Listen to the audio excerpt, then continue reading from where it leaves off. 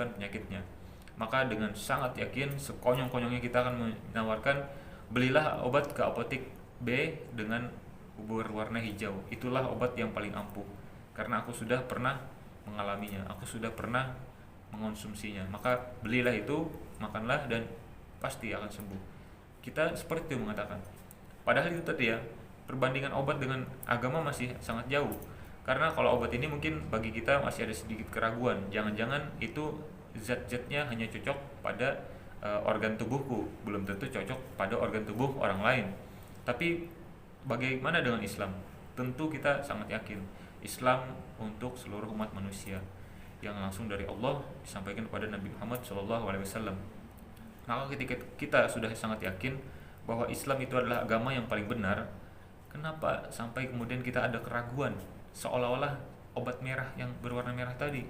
Jangan sampai kita ragu dalam menebarkan agama Islam ini kepada sahabat-sahabat kita, juga kepada muslimin itu sendiri. Kita jangan ragu untuk menyampaikan ajaran Islam, sakopah Islam, dan itu harus komprehensif, harus seluruhnya ya, kafah. Jangan sampai sebagian-sebagian, seolah-olah perkara misalnya nikah itu kita ambil, perkara hukum dalam Islam kita tidak ambil. Ada apa dengan kita misalnya? Jangan-jangan kita menganggap ada sebagian obat merah di situ. Padahal Islam dan segala struktur ajarannya itu sempurna, tidak boleh dipisah-pisah, tidak boleh diambil seperti sambal, yang mana yang enak diambil, yang tidak enak dibuang.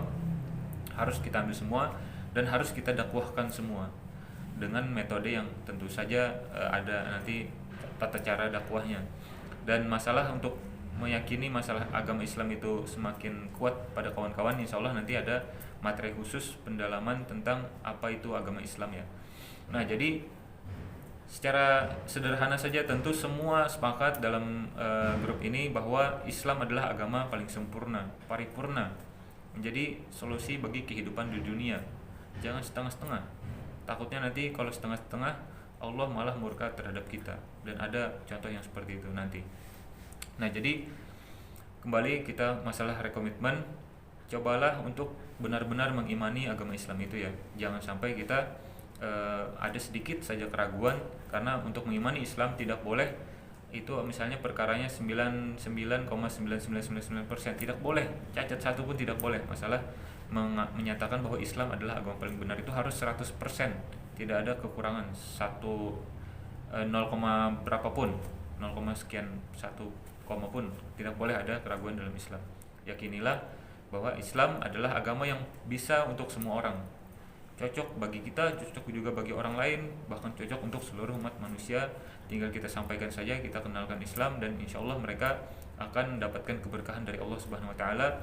Dan bentuk keimanan ini insya Allah juga menjaga kita sendiri agar kita terhindar dari nerakanya Allah Subhanahu Wa Taala, dan bisa menggiring orang ke dalam ajaran Islam yang benar-benar diridhai oleh Allah Subhanahu Wa Taala. Kemudian yang berikutnya, yang kedua, itu adalah mempelajari Islam. Jadi kita itu perlu thalabul ilmi ya, itu sangat penting. Dan ada beberapa dalil yang bisa Ana sampaikan dulu. Yang pertama itu adalah Al-Isra ayat 36, dan janganlah kamu mengikuti apa yang kamu tidak mempunyai pengetahuan tentangnya. Sesungguhnya pendengaran, penglihatan, dan hati semuanya itu akan dimintai pertanggungjawabannya.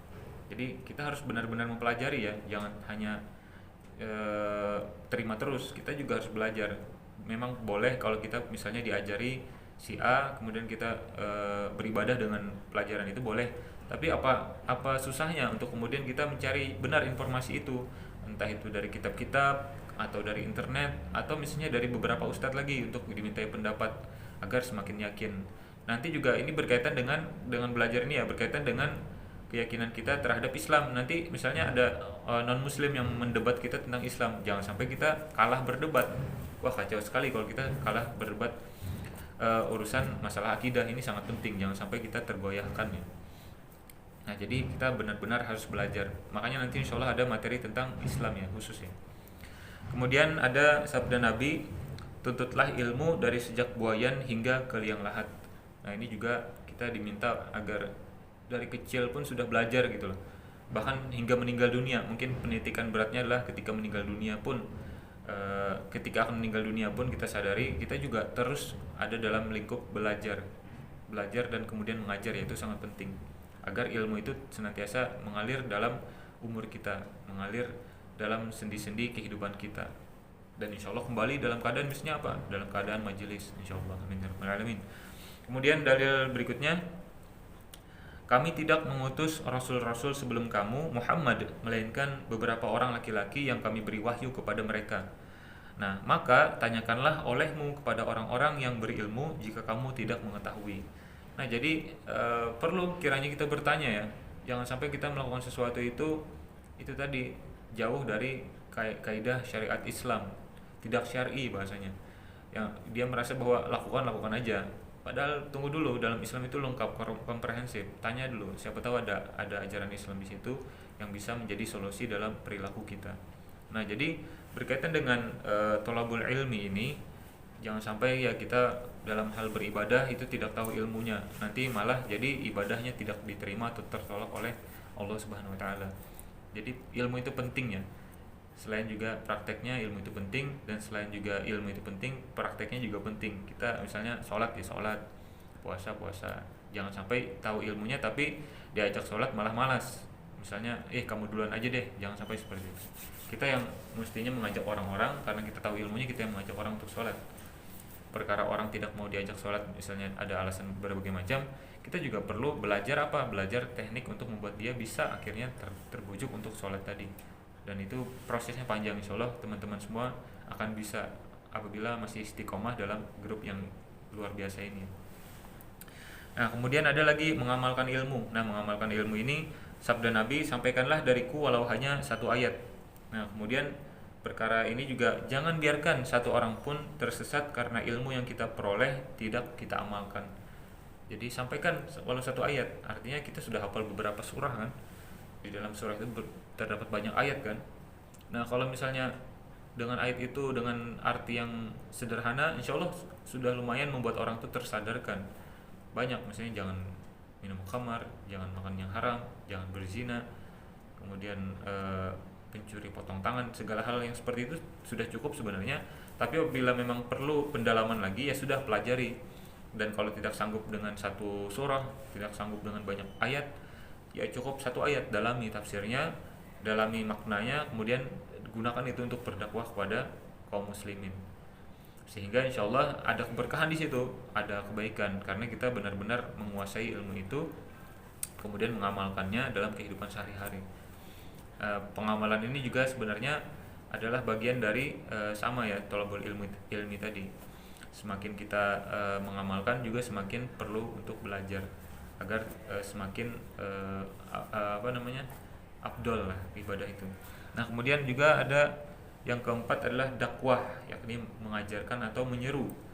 Nah, untuk berkaitan dengan dakwah ini kita perlu komitmen ya, bahwa yang kita ajarkan itu banyak nanti lingkupnya, ada akidah, ada syariah, ada akhlak Islam. Kemudian perlu salah satunya adalah belajar untuk berdakwah. Jadi saya menekankan di poin ini. Urusan masalah sakopah insyaallah bisa kita dapatkan dari manapun, tapi proses untuk kemudian bisa menyampaikannya lagi itu adalah proses yang harus dilakukan dengan pendidikan. Di antaranya misalnya public speaking, belajar berdakwah dan sebagainya. Nah, jadi seperti itu. Harus dikuatkan lagi ya masalah dakwah ini.